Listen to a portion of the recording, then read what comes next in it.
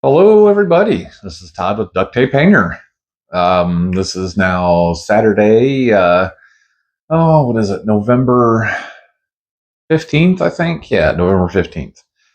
Um, Decided I'm going to do a couple quick projects. I've got the twister over here. It's all done except for getting a prop and a spinner. I'm going to go with an aluminum spinner. So it's going to, once I get that stuff on it, then I can balance it and finish that one up. Get the radio placed and the battery packs. Was kind of looking at my Texan here. It's a Byron. I almost said Top Flight. It's a Byron AT-6. I got it a few years ago. Oh no, actually I got it last year, about a year ago. It was pretty rough. The paint job on it was pretty bad. I went ahead and I painted it. Did kind of restoration kit on it. I wanted it to look different than everybody else's AT-6 out there. I wanted to have some interesting lines and stuff that would look good in the air. So I picked out the old Midnight Mist 3. And I'm pretty happy with it.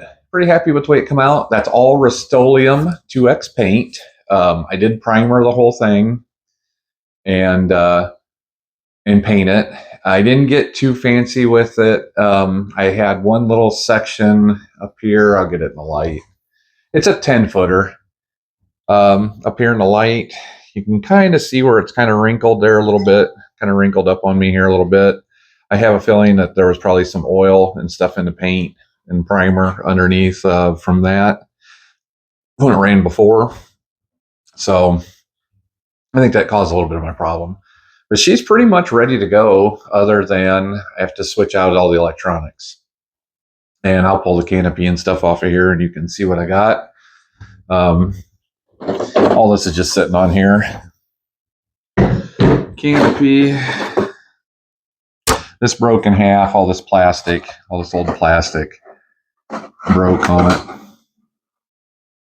So the old push rods and stuff in here are pretty outdated. Let me get you up here.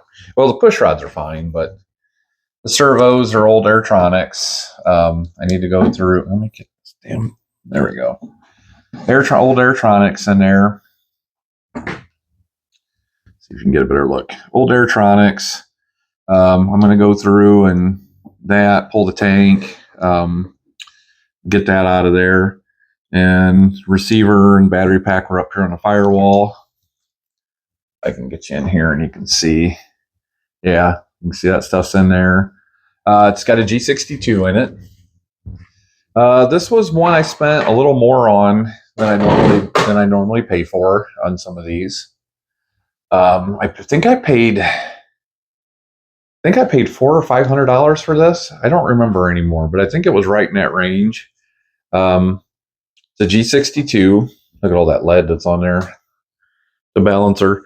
G62. I have not ran it. This mainly hung up in a hanger. Guy had a real AT-6 and he kind of painted it like his. Never did get it finished. Was never quite right. So it is what it is on that. I got to go through all this stuff. This old line, I mean, this stuff is so hard and brittle. I'm surprised it didn't break there, but I got to replace all that stuff. While I'm in there, I'm going to do the tank. I'll take the carb apart, and it is kind of cool that it has the big stock muffler on it, the race muffler, big aluminum can. Then it comes out in the stock. This is the stock exhaust port of an AT-6. So I'm going to get in there. It does have Byron gear retracts in it. Good old plastic strut Byrons. So hopefully they're all right. I'm going to put some air in them and make sure they go up and down.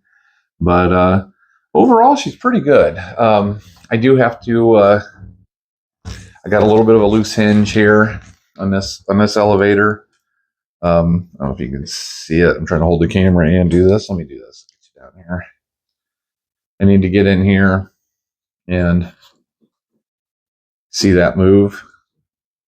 See these hinges in here. wiggling a little bit. I need to get in there, fix those hinges. But everything else is pretty good and solid. All the other hinges look good. I'm really looking forward to getting her finished out. I don't think this ever flew. I don't think it ever flew before.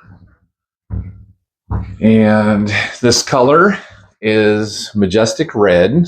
There is no clear coat or anything over this. This is just their standard gloss. And it does have a nice shine to it. The red, get you in some light here and kind of see the glare. I mean, it's got a nice gloss to it. It does need cleaned. It's very dusty. But that's their Majestic Red. 2X, Rust-Oleum 2X. I'm going to put some pictures at the end of this video of the whole paint process and what I did with it. The wings had some claw marks in it from a dog. I tried to fill those and get those as nice as as nice as I could. I'm not really great at all that stuff, so you can still kind of see them. It had some lines in the old paint that I could not get out. I have no idea what they used underneath it. I don't know if they were going to start doing panel lines or what when they painted it at one time. I could not get those lines out. I did sand the wings for quite a while, trying to get them right, but they just never did. Never came out as nice as I would have liked. I didn't want to put 10 pounds of putty in them to get them perfect. It's going to be a 20-footer. It's going to be 20-footer. When it's up cruising around, nobody will ever notice it. It only has the center flap down here. I don't know if I can get to that. Yeah, I might be able to get to that servo. Yep. See, it's only got the one flap, split flaps down there. It's only got that. But I've got to change everything. I got to change all the servos out. They're old school Airtronics. I don't have any plugs. This plane has been sitting because I ordered adapters for it for all the servos, and they never came in. I ordered them from RC Superstore out of Ohio. They told me they were in stock. A month later, I get an email saying, "Oh, they're not in stock, and we have to order more." And they said they'll be there in a couple weeks. Well, I got into almost July and still never heard nothing. And at that point, I was a little pissed off, and it just kind of sat in the corner. So coming into winter, it'd be an easy, quick one to get set up and get it ready to go, ready to fire up for next year. I'll probably throw a carb kit in it. We'll pull the carb apart. The usual stuff I normally do on my, I'm going to pump up the air or pump up the retracts and see if they work. I really don't care if they go up or down or not. I'm not a big fan of retracts. I don't care about them. I just fly. I know some of you guys get pretty upset about their warbirds and their retracts. I don't give a damn. I'll say. I just like ease of flying, and I don't care. I get up, cruise around. I was just going to say I don't enter in scale contests, but I'm actually thinking about doing that. Florida in February. I'm thinking about taking the GB, Byron GB, and the Christian Eagle, taking them down and entering one in like Pro-Am Basic. I think that's Division 1, and then the other one into Sportsman.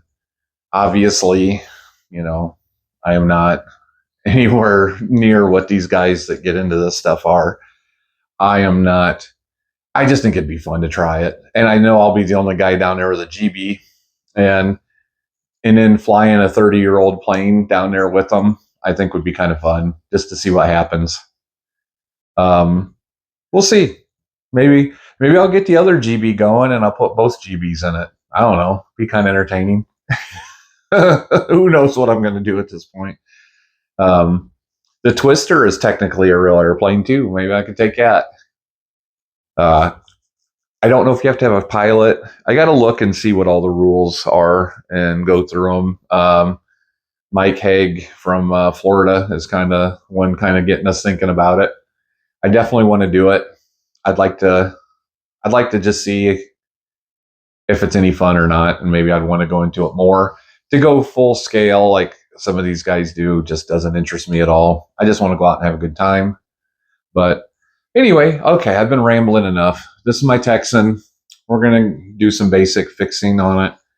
This is kind of a preview video. Like I say, I'm going to add a bunch of video or pictures at the end of this video of the rebuild.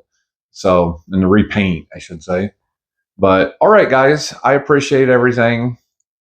Have a great night, and we'll see you next time. Thanks, guys.